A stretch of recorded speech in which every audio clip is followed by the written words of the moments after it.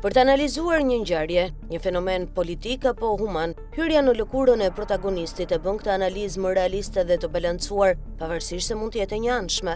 Pra duhem parë dhe studiuar objektivat dhe arsyet e personazheve që kryen këtë akt. Në rastin ton, kemi protestën e radhës kombëtare të PD-s Sali Berishës, që u kthye në javën më të rëndësishme për Edi Ramën në kryelajmin e saj. Pra, për ata që e kuptojnë do pak politikën, Sali Berisha me hir apo pa hir, arriti ta mbyll duke ngritur flamurin para kryeministrisë. Javën më të lavdishme për Edi Ramën, kur kishte ftesën e Donald Trump për bordin e paqes dhe vizitën traditore të SBI-s në Shqipëri. Sali Berisha arriti të imponohet me atun e tij politike, u vendos vulën e vet, natyrisht zhurmshëm me Molotov, por që e ka të kontrolluar pasi kërkon të ruaj veten, ose siç thot Trump, prapanicën. Një parti politike, jo vetëm në një sistem demokratik, pra me alternancë, është një pol pushteti, por edhe në sisteme autoritare, kur partitë punojnë në ilegalitet, janë të tilla. Partia Komuniste Shqiptare u ngri në luftë civile mes vetes përpara se të themelohej në vitin 1941, kur grupet duheshin të ktheheshin në një forcë të vetme pas betejës së famshme të Stalingradit. Forumet,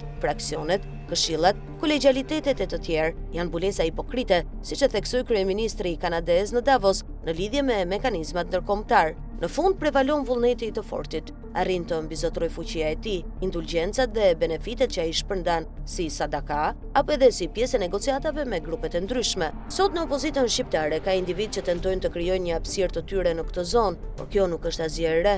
Prej PD-s, që në vitin 1990 janë krijuar shumë parti dhe grupe politike, të cilat madje kishin jo vetëm individualitete të spikatura dhe të artikuluara, por edhe arritën të formsonin ide, doktrina, forume, debat dhe aksione politike që patën efekte të rëndësishme në vend. Për shembull, rënia e Sali Berishës së parë kur u kthye në autokratin e parë të ishlindjes komuniste, nuk erdhi nga Partia Socialiste, e cila në vitin 96 ishte në prag të zhdukjes totale, por nga grupet politike të dala nga PD-ja apo nga hapësira pranë qendrës dhe së djathtës. Megjithatë, këto grupe u lodhën nga lufta që bën në shërbim të fatosnanos dhe socialistëve, si dhe u ndjen të fyer nga mënyra se si socialistët i shpërndan indulgjencat, duke u fryrë dhe duke u treguar arrogant. Postet dhe përgjegjësitë që ndanin për aleatët ishin thjesht sadaka, dhe këto grupe më pas ose u larguan nga politika dhe vijuan rrugën e tyre të lirë, dikush në media, dikush në botën e kulturës e të tjerë, ose ju rikthyen Sali Berishës si djem të langprishës dhe shijuan përdhunimin politik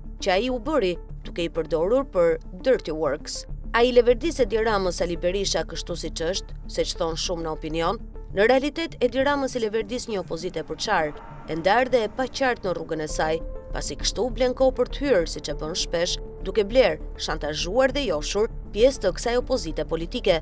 Një opozite vendosur Ramës nuk i leverdis, sidomos sot, kur është në kohën më të brisht të tij, pavarësisht se në mandatin e 4. Edi Rama nuk e ka as pak të lehtë të shkojë tek faza e radhës, pra kalimi i pushtetit tek një pasardhës, për shumë arsye. Ndaj ai reagoi fort ndaj Sali Berishës, siç edhe të shtunën me represion policor. Edi Rama do të vijojë të tregoj pjesën agresive të sultanit, në radhë të parë për të shantazhuar spakun, siç bën Sali Berisha, e kështu palë do të hyjë në një përplasje të fortë, përplasje që mund të krijojë tensione dhe sipas gjasave edhe probleme e shqetësime ndërkombëtare që të kërkojnë një marrëdhënie politike mes palëve. Marrëveshje që Sali Berisha e do në tavolinë, pasi me ato parti që ka, nuk ka këllë që të hyjë në zgjedhjet vendore të vitit 2027. Kështu, e vetmja rrugë që i ka mbetur Sali Berishës me non grata në SBA, atë në Britani, izolimin dhe hapjen e disa çështjeve penale në SPAK, synon një luftë totale e cila komplekson çdo rival të mundshëm për të marrë PD-n. Ai që do të mund Berishën në PD apo Ramën në PS, nuk ka pse të ketë skrupuj duke u kompleksuar se i quajnë tradhtar.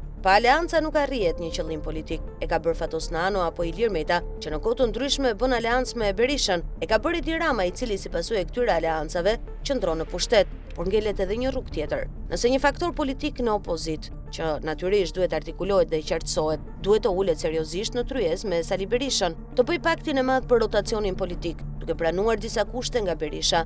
Natyrisht, së pari duhet të negociojë me faktorët ndërkombëtar, e më pas t'i thon plaku të shërbejë në prapasken, duke bërë diell me të. Në të vërtetë, këtë skem kanë kohë që e bëjnë faktorë të ndryshëm, si grekët, të cilët me aferën Beleri tentuan të krijojnë kushte jo vetëm për rrëzimin e Edi Ramës, por edhe për krijimin e një strukture politike që mund ta kontrollojnë. Dhe aktualisht, Athina është interlokutori i vetëm dhe më i fuqishmi për krijimin e një strukture politike që mund të krijohet në Shqipëri.